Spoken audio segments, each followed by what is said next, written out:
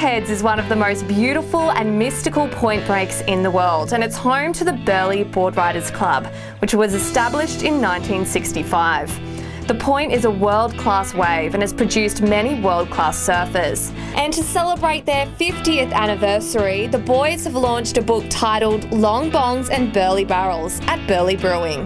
Basically, it's more than a history of the Board Riders Club, it's a history of Burleigh and to an extent the history of the Gold Coast. There's some great stories in there. We tried to keep in as much as we could, you know, a bit of the gore and the drugs and the naughtiness. So a lot of people wanted to remain anonymous with the stories, which is a good thing, you know, and it tells the story of the Gold Coast through those times and surfing through those days. You know, the 60s and the 70s was definitely a big change, not in just design, but in how people were thinking towards, you know, society in general. I think Burleigh, as much as anywhere in the world, has a really passionate, sort of parochial, patriotic crew of local surfers, and I think the localism and that camaraderie is a really key part of the Burleigh Board Riders, and I think it's good that it's maintained.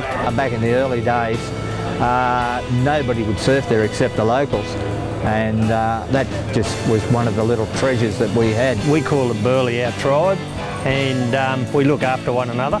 So we just want everyone to get on. Yeah, do police the point a fair bit because, as you know, overcrowding and all that sort of stuff. There's plenty of ways for everyone. It's a friendly place if you do the right thing by the local guys. And I think for the young guys seeing the old guys, and you know, there's some really good older surfers still.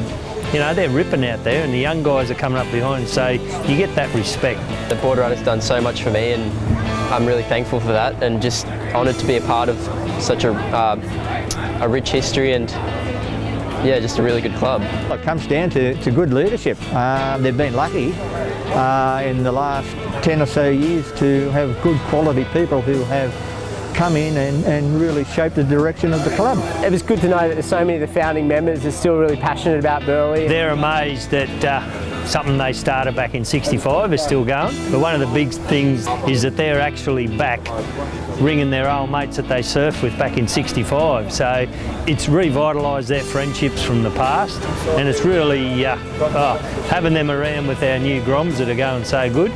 Yeah, it's been good.